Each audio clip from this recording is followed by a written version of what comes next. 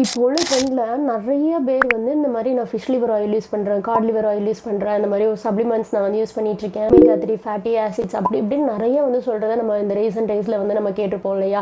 So ஆக்சுவலாக என்ன தான் இந்த சப்ளிமெண்ட் எடுத்துக்கலாமா எடுத்துக்கக்கூடாதா, இந்த காட் லிவர் ஆயில் அப்படின்னா என்னதுன்னு ஃபஸ்ட் வந்து பார்க்கலாம். காட் அப்படிங்கிறது ஒரு ஃபிஷ் வெரைட்டி. இந்த ஃபிஷ் வெரைட்டி வந்து எங்கே இருக்குன்னா அட்லாண்டிக் அண்ட் பசிபிக் அந்த ஓஷன்ஸில் கிடைக்கிற ஒரு பர்டிகுலரான ஒரு ஃபிஷ் வெரைட்டி தான் வந்து இந்த காட்.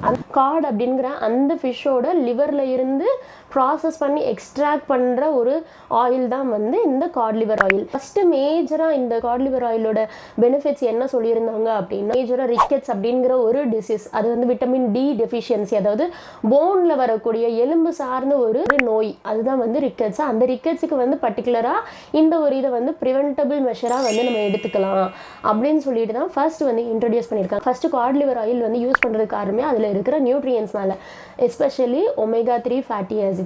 நான் வந்து கண்டிப்பாக இந்த ஃபிஷ் லிவர் ஆயில் தான் நான் எடுத்துக்கணுமா, இதுக்கு ஆல்டர்னேட்டிவாக ஃபுட்ஸில் நான் வந்து எடுத்துக்க முடியாதா, எனக்கு வந்து சப்ளிமெண்ட்ஸ் மேலெலாம் நம்பிக்கை இல்லை அப்படின்னு நீங்கள் சொல்கிறவங்களா இருந்தீங்க அப்படின்னா அதுக்கும் வந்து ஒரு சொல்யூஷன் இருக்குது.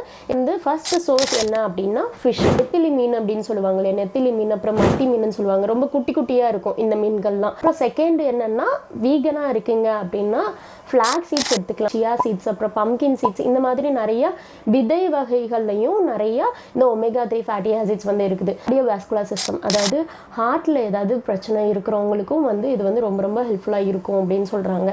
மெடிக்கல் கண்டிஷன் இருக்குது, ஆல்ரெடி வந்து எனக்கு குரோனிக்காக ரொம்ப நாளாக வந்து 1 வருஷமாக 2 வருஷமாக எனக்கு வந்து இந்த மாதிரி ஒரு பிரச்சனை இருக்குது, வெதர் எனக்கு தைராய்டோ ஏதோ டயபிட்டிஸ் மெலிட்டஸோ ஏதோ ஒரு விஷயம் வந்து ரொம்ப நாளாக இருக்குது, நான் வந்து இந்த ஒரு மெடிகேஷன்ஸ் வந்து கண்டினியூஸாக எடுத்துக்கிட்டே இருக்கேன் அப்படின்னா நீங்கள் வந்து இந்த மாதிரி சப்ளிமெண்ட்ஸ் எடுக்கிறதுக்கு முன்னால் உங்களோட டாக்டரை வந்து கன்சல்ட் பண்ணிக்கோங்க.